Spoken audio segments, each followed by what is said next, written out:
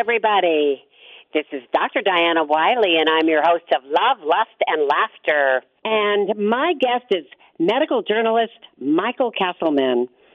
And he has answered more than 12,000 sex questions throughout his career, including on his website, greatsexguidance.com, and also through All About Sex blog on Psychology Today, and he used to be on Playboy's Advisor. So 12,000 sex questions is a lot. He has a quote from his last book. We're going to talk about his book soon to be published, but his last book, Great Sex, and I just love it, and it's so appropriate for today. Sex becomes less like the 4th of July and more like Thanksgiving.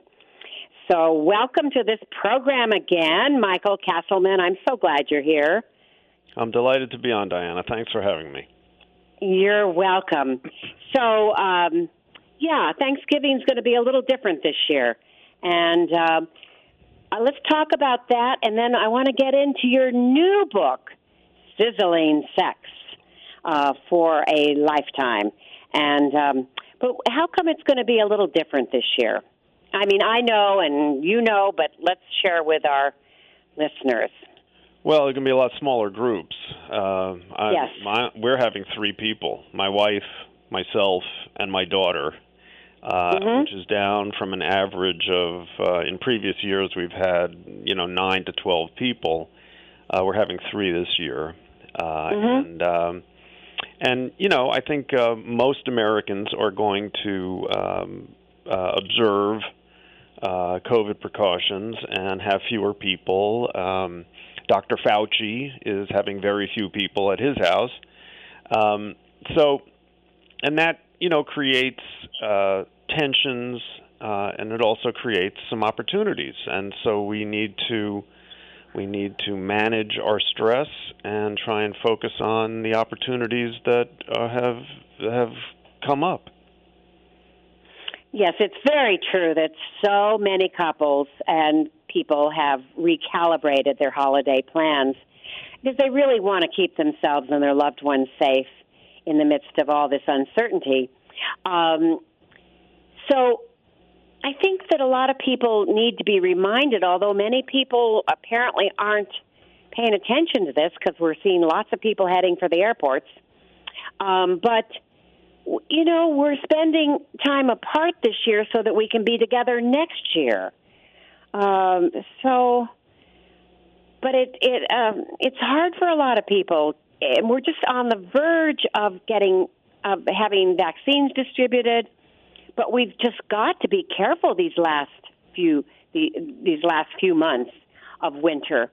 No question about it. And I like that you said we have tensions, but we also have some opportunities. And talk a little bit about some of the silver linings that some people may discover. Well, this should be the moment when I plug your book, Love in the Time of Corona, where you eloquently state many of the ways that people can use the extenuating circumstances of today to inject new life and vitality into their relationships and their love lives. I think, for me, when people talk to me, ask me about COVID stress, I basically promote massage.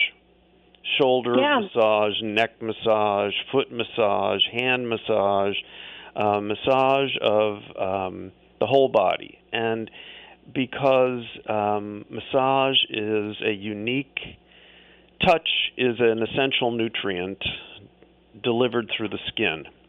And massage is the basis of all lovemaking.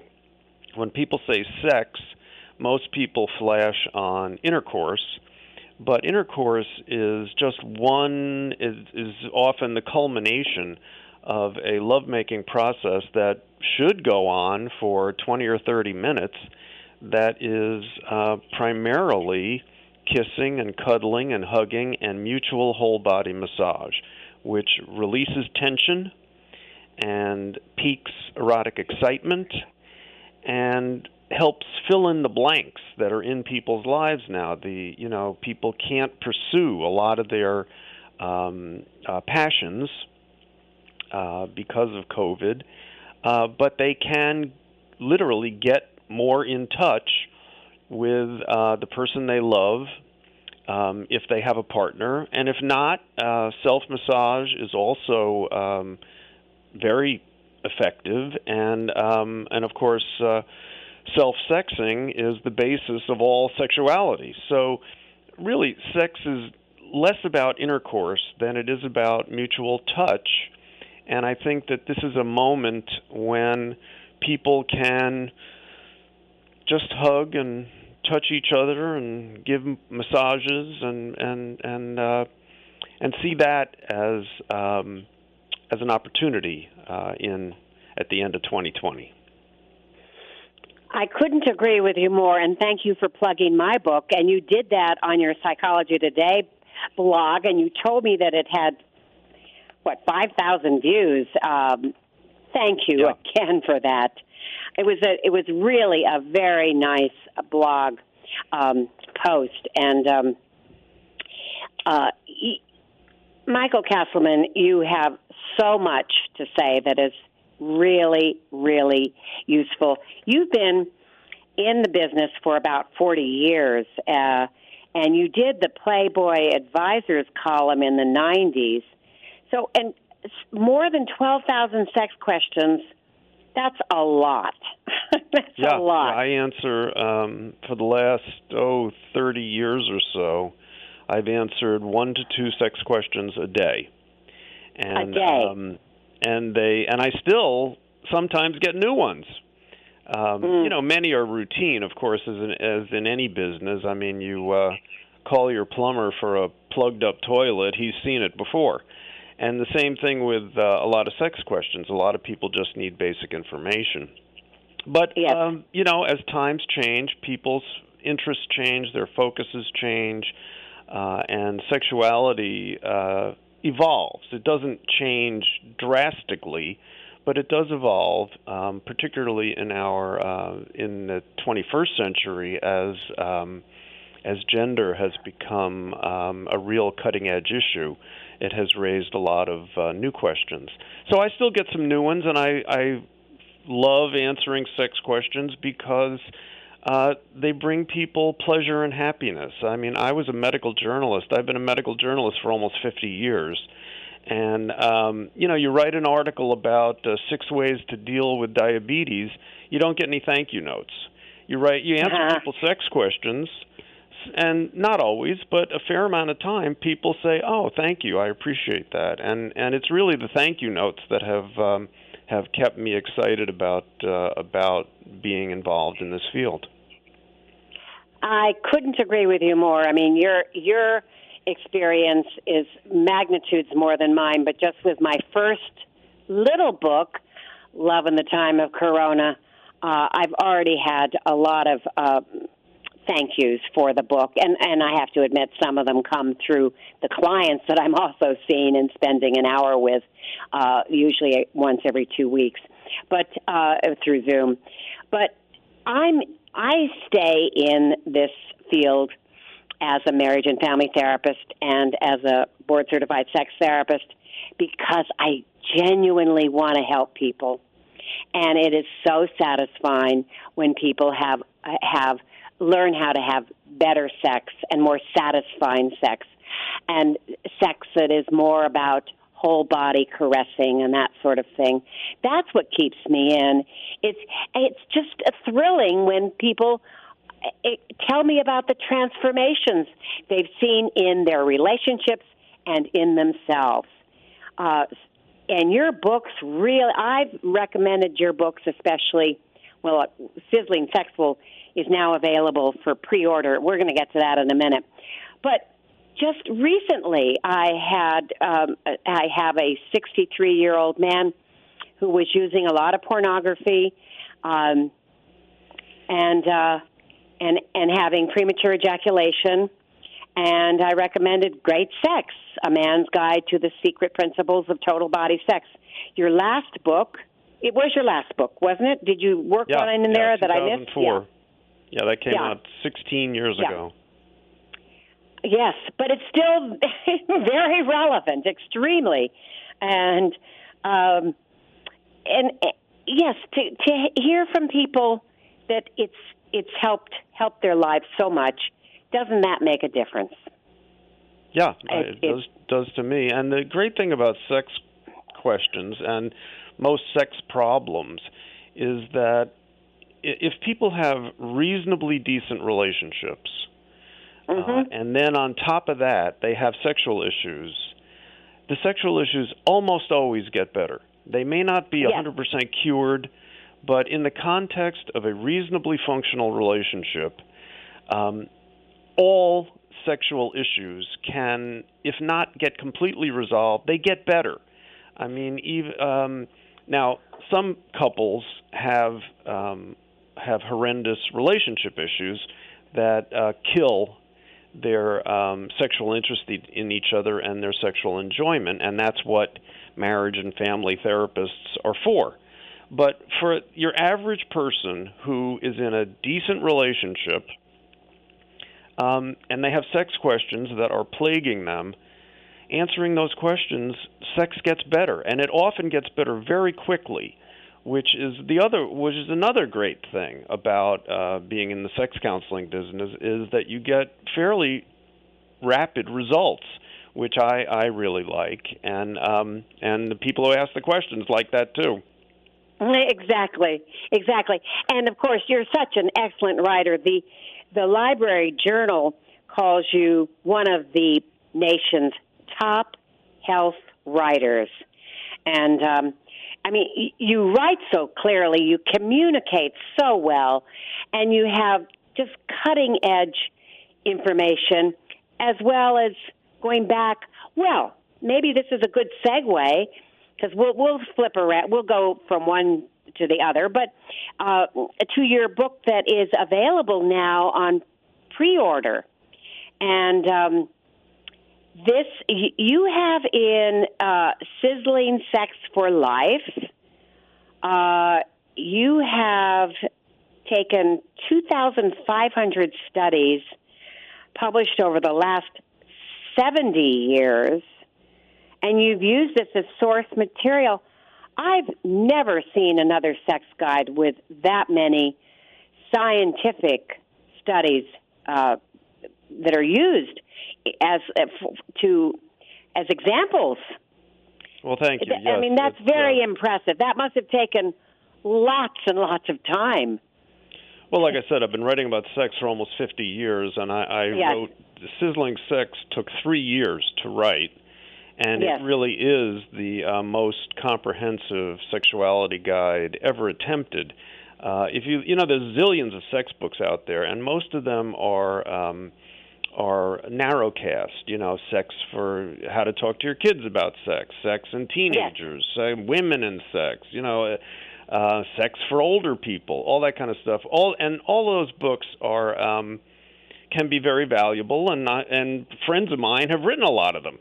But I started feeling about 5 years ago that there was a hole and there was a gap in the literature, because no one had ever really looked at sexual issues from cradle to grave, from the sexual implications of circumcision all the way through life to the growing phenomenon of sex in nursing homes and everything in between, and not just and the good, the bad, and the ugly. I mean, sex can bring tremendous pleasure, but there are also some very thorny downsides to sex. I mean, child sex abuse, sexual assault. Sex is a many-splendored thing, and often not so great. So Sizzling Sex, my new book, my forthcoming book that will be available in January, looks at all of them and tries to take a comprehensive look at all common sexual issues, because so much of how you are as an adult sexually depends in part on how you were as a child and how your parents talked to you about sex or didn't. And that's what I've been trying to get at with Sizzling Sex for Life, is a one book between two covers, a whole sexuality library for the general reading public. This is much needed, and I can envision that there are going to be a lot of sex educators in schools and in high schools and universities that will want your book, that will use it as a real guide. And also so many couples, and yes, so many populations are addressed in your book, which, by the way, is available for pre-order now. And there's so much good couples information that I can envision that any of you listening out there, and if you're fortunate enough to be in a relationship, go ahead and pre-order Michael Castleman's book, Sizzling Sex for Life. You can pre-order it. Tell us how they can do that, Michael. Well, just go to Amazon.com and search Sizzling Sex for Life. It comes right up, and you can pre-order. And that would be wonderful if people did that. Yeah, and also they should visit your great website, greatsexguidance.com. I'll put all of this in my show notes. And I, of course, was very complimented when you, under your Mike's Picks, you included this program, which you've been on before, Love, Lust, and Laughter. And thank you. Thank you for that, Mike's Picks. Appreciate it. My pleasure. Yes. We've known each other a long time. I so appreciate you, and I'm grateful for you. So one of the things that you address in Sizzling Sex is the couple sex problems, and that sort of encompasses your quote, which I opened the show with, sex becomes less like 4th of July and more like Thanksgiving. That's about desire differences, which is the most common presenting problem that I get, that most sex therapists get, and you've written about that, of course, Michael. Desire differences. Desire differences is the number one problem of long-term couples, and it's not it's not a failing of the couple at all. It is virtually inevitable. I mean, everyone, there's only one sexual generalization that is universally true, and that is that everyone is sexually unique. Our sexuality is as individual as our fingerprints, our taste in food and clothing, travel. It's very highly individual. And when you take two individuals with uniquely individual sexual tastes and interests, and you put them together, you are inevitably going to have differences of opinion about how sex should proceed, when, where, and how often. So resolving desire differences is not just a sex problem for couples. It is one of the central tasks of establishing and maintaining a long-term relationship that's a sexual relationship, as most marriages are. Not all. There are some marriages that are mutually, consensually sexless, but they are a very small minority. Most people get married, they think they're going to have regular sex. And that's when the trouble starts, because people bring their own individual proclivities to the process, and the conflict is almost inevitable, and which is why desire differences are the number one reason why people consult sex therapists. And fortunately, over the decades, many brilliant sex therapists have developed a program that helps people deal with desire differences and overcome them. And it's not there's no magic to it. It's really fairly simple. I have a chapter in my book called How Sex Therapists Recommend Overcoming Desire Differences. And really, it has to do with, number one, getting past the notion that this is a power issue. I want to have sex and you don't. And who has the power and who controls the sex in your relationship. You have to get past that to the point of saying, look, we both have needs, we both have desires. Is there some way we can accommodate each other in relative harmony and proceed to live our lives?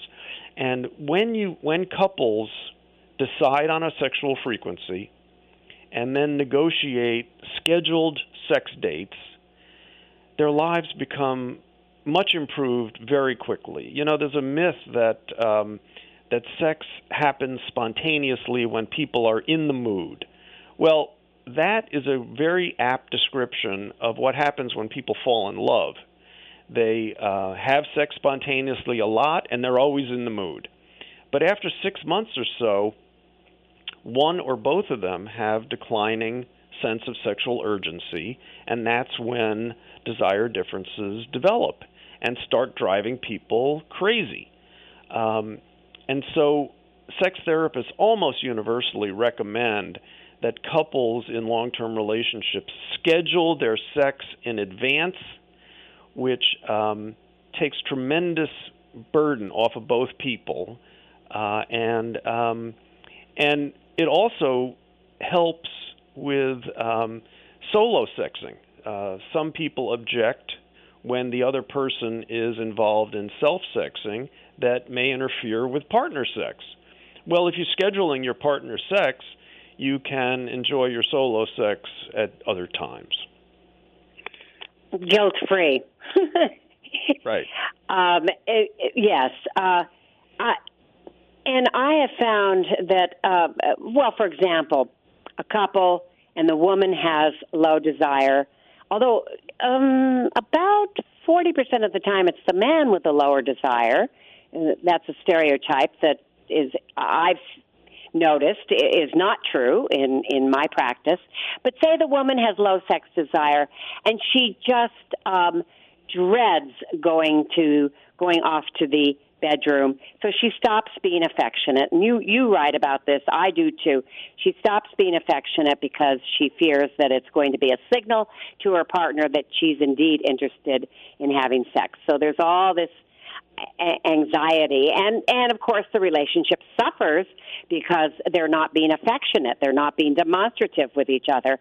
And so, but if sex is on the calendar and they do two things, slow down. I've said those two words a lot over the 35 years I've been doing this work. Slow down. And if it's on the calendar, she said, all right, I don't have to, I can be affectionate. We can do all of these fun things together. And I know that we're going to have at least an hour together, Saturday night after maybe a takeout dinner that we've enjoyed at home, and setting the scene. But it takes so much of her anticipatory anxiety away if it's on the calendar. It is such a myth, we both write about this, to think that sex needs to be spontaneous for it to be really good.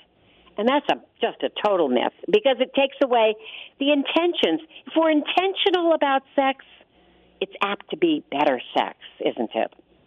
Oh, absolutely. And the return of non-sexual affection. People who are plagued by desire difference, the one with the higher desire is always touching the other person, hoping that they can, engineer them into bed. The lower desire person is shunning all non-sexual affection for fear of sending the wrong message.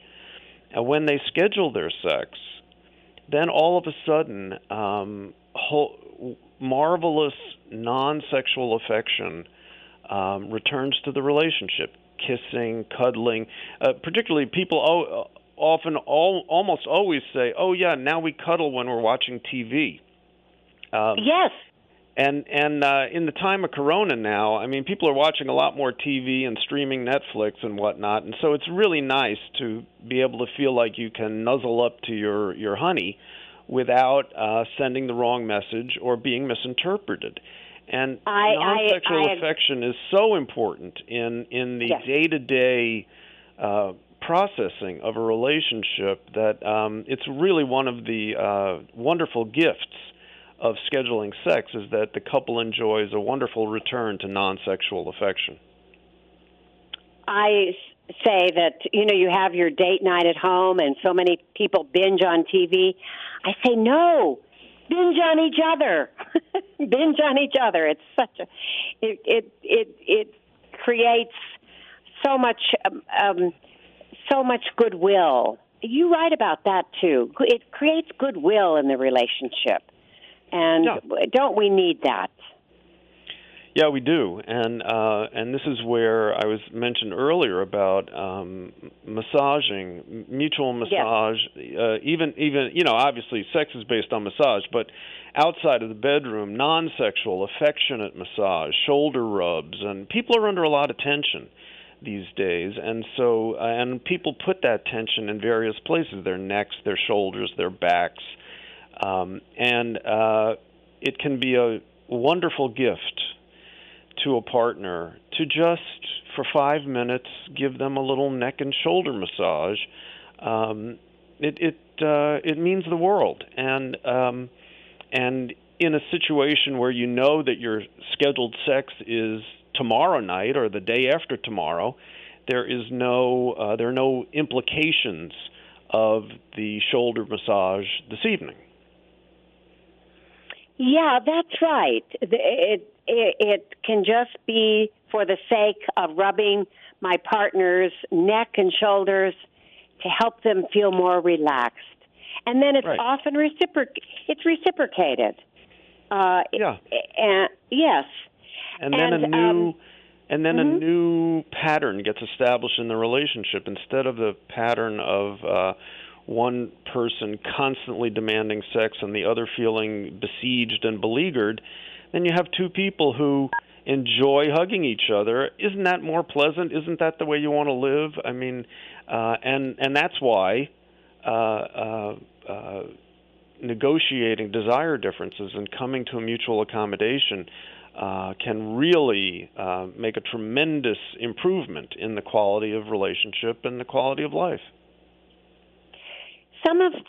Absolutely, it does make a difference. I've seen it. And I've had some couples say, the low desire woman, well, all right, so we have sex scheduled like Sunday night, and what if we get to Sunday night and I don't feel well, or I just don't feel like it? I've been working up to it. I've been trying to anticipate all of this, but I really don't feel like it.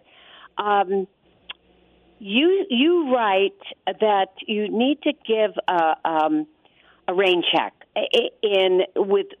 with every intention to follow through the next time. Can you just expand on that a little bit, the rain check idea, if a person really isn't feeling like the date night and the scheduled sex? Well, in life things happen and unanticipated events unfold, and sometimes your best laid plans just don't quite work out. And I think that couples, once the temperature has been reduced from heated arguments about sexual frequency to a mutual accommodation with scheduled sex, if one person wants to say, well, how about I'm not feeling quite right today, can we do it tomorrow or the next day? That's fine. But the person who is asking for rescheduling can't just keep doing that and putting sex off forever. There has to be good faith at the basis of the agreement that both people are committed to being lovers together and following through on their commitment. But life is unpredictable and things happen. So I advocate, and all sex therapists say that you have to be, a little easygoing with your partner. And when people are accommodating, that also builds good faith and strengthens the relationship, and people feel like they're being listened to and understood. which is very important in the emotional health of intimate relationships. Being listened to and understood, that is so key. So many people do not listen very well. They don't do the active listening. And as a sex therapist, so often I have to do psychotherapy before I can do sex therapy. And the psychotherapy involves, well, let's really break down how you communicate and how you don't. And what are some of the roadblocks? And what are some of the problems? Because, I just saw a couple, whenever I say saw these days, it's always on Zoom, just yesterday, and he said, this was our second session, and he said, he grew up in a family where nobody, well, his wife too, but nobody talked about sex, very strict Catholics, and there was shame around it, and all, I've heard these stories before, but he said to me, in our first session, I was really comfortable with you, Dr. Diana, and because you're so, you model, he didn't use that word, but you model ease with sexual communication. And he said, now I'm even more comfortable. And, of course, I give them exercises that they can do, homework exercises that they can do to facilitate sexual communication. But that's a huge problem for so many couples. They don't have the words. They just don't know how to get started. And they've been silent about what they need and want. And so they stop having sex. The couple that I'm just mentioning, they have not had sex for 2 years. And now they're getting back on track. Yeah. But, yeah. Yeah, well, in my book, Sizzling Sex, there's a chapter called Sexual Coaching Made Easy, where it talks, every sex educator says that communication is key to good sex. And if I had a nickel for every time some sex person said communication is important, I'd be a wealthy man. I'd be Bill Gates. Yeah, that's right. But the problem is that in a lot of sex education, they don't tell you what to say. That's right. And so I have this chapter called Sexual Coaching Made Easy, where in very few words you can clearly, kindly, lovingly state what you like and don't like, and in a way that partners generally can absorb. Because sexual coaching is not something, it's not one and done. It's not like you coach each other on your honeymoon and then you never have to do it again. I mean, people are always changing. Sex changes with age, and people's tastes change as they get older, and you have to coach your partner now that you're 40, now that you're 50, now that you're 60. People get injured and have to accommodate the injury and while still making love. People get ill. All kinds of changes happen that require, that involve slight adjustments in lovemaking. And it's important to know how to ask for what you need and to ask another person, ask your lover if what you're doing is okay. I think that a lot of this is covered when people visit sex therapists. A lot of that is covered in the sessions, but the problem is there are only a few thousand sex therapists in the United States, a nation of 320 million people, and a lot of people can't afford sex therapy. So, that's true. In my book, I try to bring a public health approach to people who aren't going to go to sex therapy but want some of the wisdom of 75 years of sex therapy distilled for them in a way that they can use. And that's what I've tried to do in Sizzling Sex for Life. And I did see a preview copy and gave a blurb for your book, and it is a book that everybody should have in their library. Kind of an overview of it, Michael Castleman. So you include school sex education and pornography, and let's do a little. I'm going to break this down in terms of what you cover, but talk a little bit about the school sex education, and then let's go to pornography because that's a real hot topic. But school sex education. I spent several years doing school sex education, and I thought I was making an impression. But the best research, and there's now many studies showing the same results, so it's a credible finding, is that school sex education doesn't matter very much to how young people behave sexually. Yes, if it's abstinence-only sex education, pregnancy goes up, and if it's comprehensive, if you teach kids about condoms and the other methods, pregnancy goes down a little bit, but not very much. Well, you know what makes the biggest difference? The only thing that really makes a big difference in how young people manage their sexuality is when their parents talk to them about it. Young people look to their parents for around issues that involve values, and sexuality is a very value-laden subject. And when I first came across this research, I had 2 teenage kids, and I couldn't believe it. How can parents make a difference? My kids didn't seem to pay attention to me at all, and so I thought this can't be true. But in fact, many studies have shown the same finding, and now that my children are adults and we talk about it in retrospect, they say, "Oh yeah, we appreciated the fact that you would talk to us about sex. A lot of our friends' parents wouldn't." So if you are a parent of young kids or teens and they seem to tune you out about sex, don't believe it. They're actually sponges who are soaking it all up. They're just not letting you know. And I'm all for sex education in school. I'm for sex education in colleges. I wish there were billboards proclaiming sex education concepts. But the thing that makes the biggest difference consistently is when parents talk about sex. And the problem is that parents become tongue-tied. It's very hard for kids to see their parents as sexual people, and it's hard for parents to see their kids as sexual people. And that's why I have a chapter in my book, one on how to talk to toddlers and preschoolers about sex, and then another one about how to talk to your teens about sex. And then finally, there's a chapter that talks about young adult hookups and how parents are often very paranoid about them.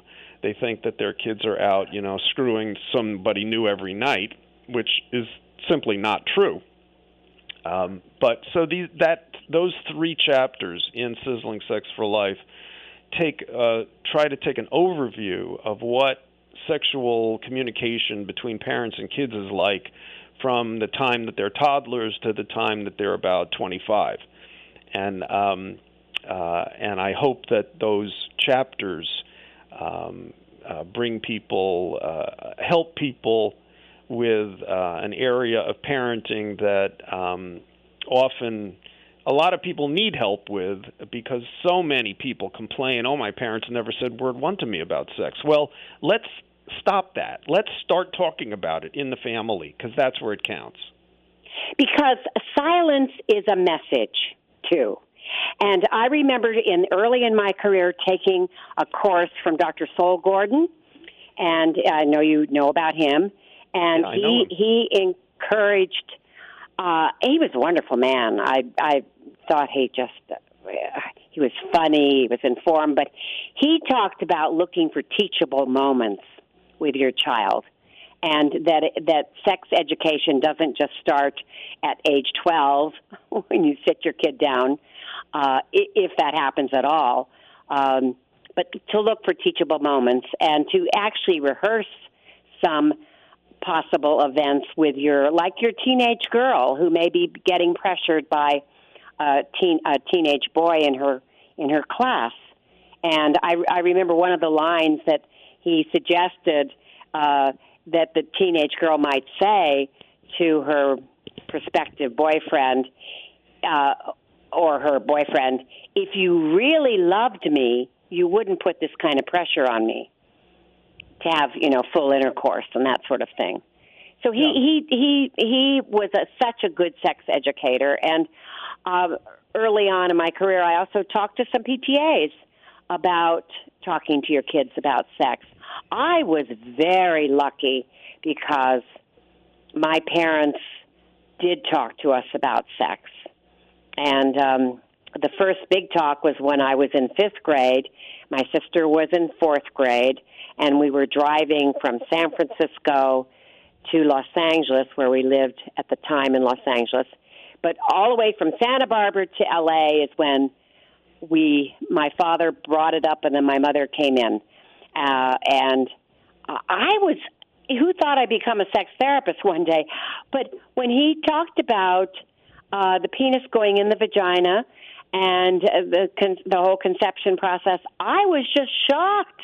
I was shocked. Yeah. And I still remember my mother turning around and saying, Diana, don't keep looking out the window. There's nothing to be embarrassed about. Sex is a beautiful thing. The caveat, this was in the 50s, was, when you're married, it's a beautiful thing that you have to look forward to. Nothing to be embarrassed about. Wasn't I lucky to have parents like that? Right, you were. And the phenomenon of young people pressuring each other for more sex, obviously this is almost a rite of passage. And sometimes it's boys pressuring girls, and sometimes it's the other way around, that the girl is pressuring the boy. And that's why I have a chapter in Sizzling Sex for Life. I have a chapter called The Virgin's Guide to Happily Losing It that talks I love that.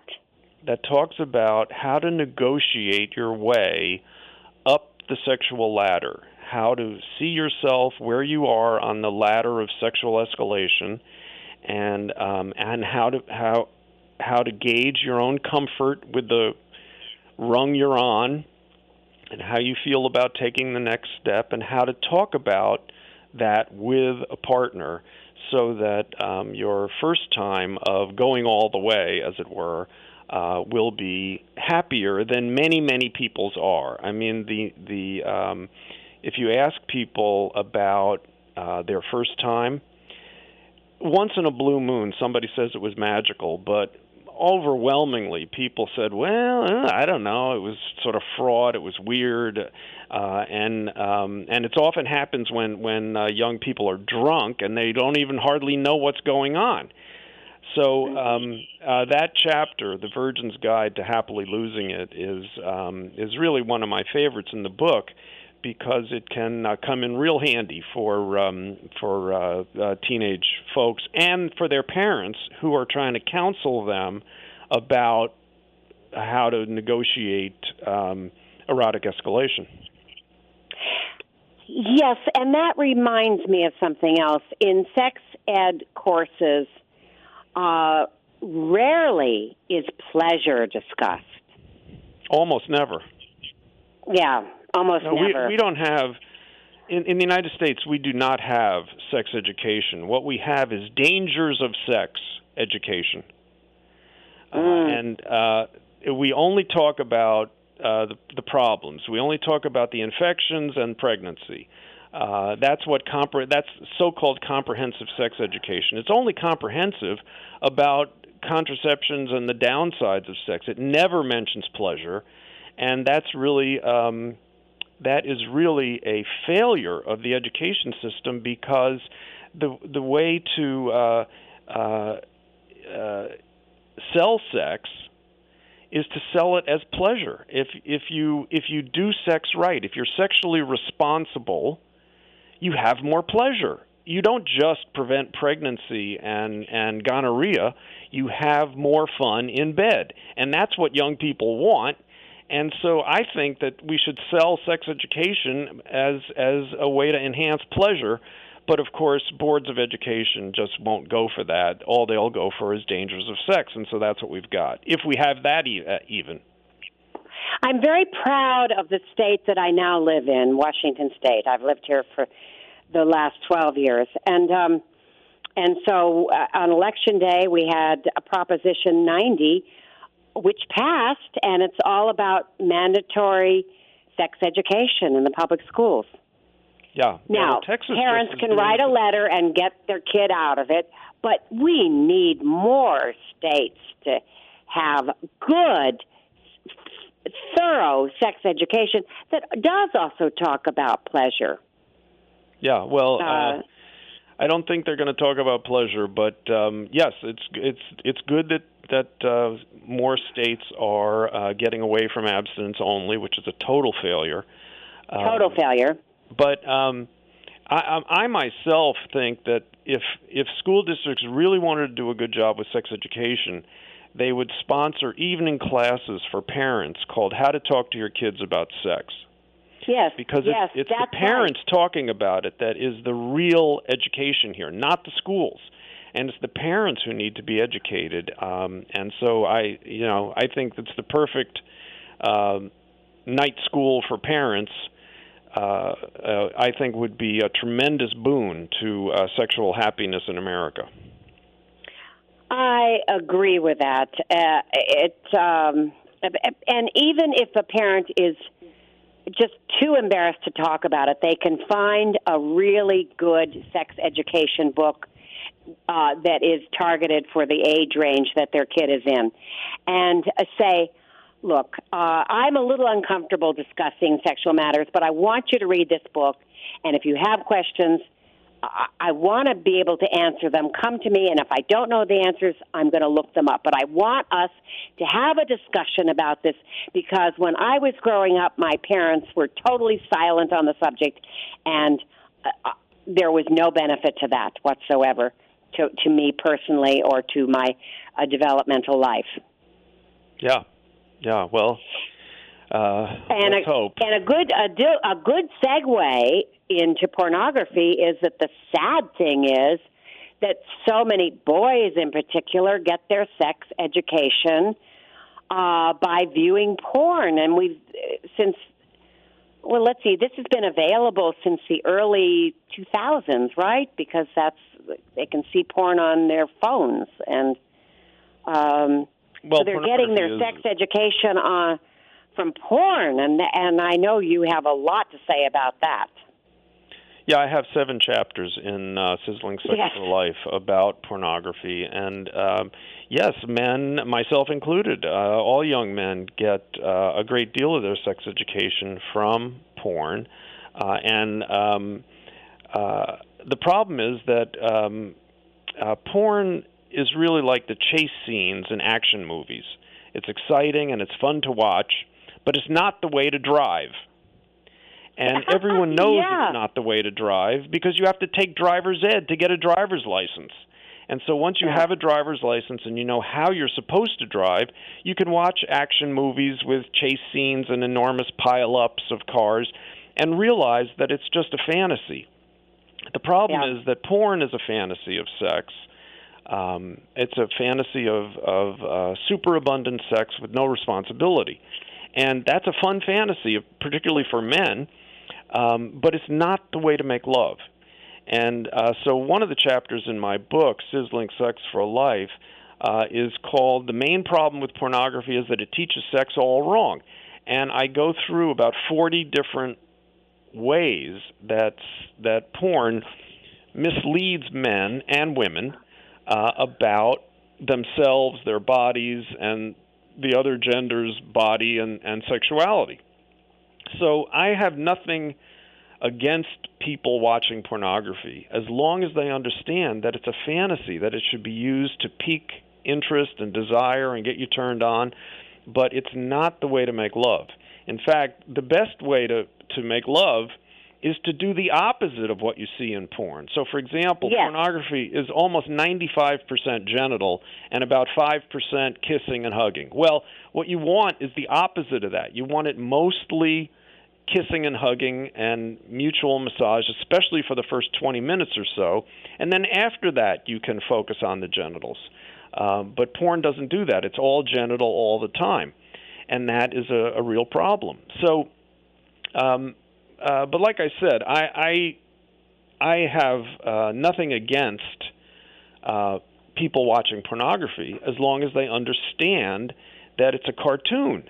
It makes about as much sense as Wile E. Coyote running off a cliff and then realizing he's in midair and turning around and running back to terra firma. It's funny when you watch that in a cartoon, but let's not run off cliffs, okay?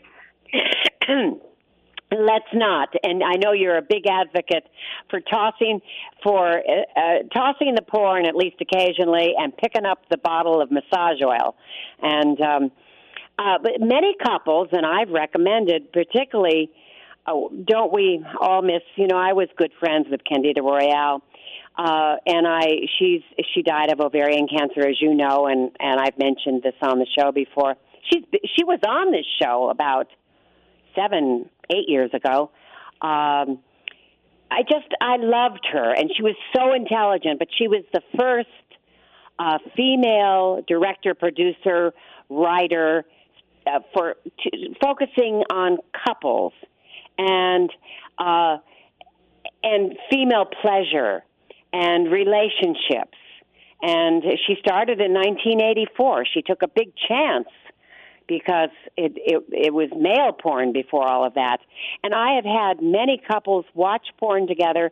Now, sometimes they go to Erica Lust. I think she puts out some good explicit films for couples to watch together.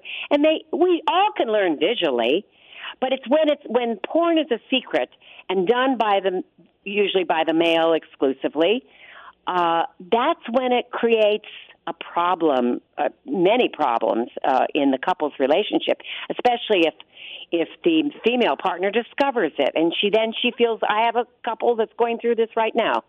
She feels so betrayed, and then she's all nervous, and I don't have a body like that the actresses have, and I don't have the enthusiasm that the actresses have, and all of this.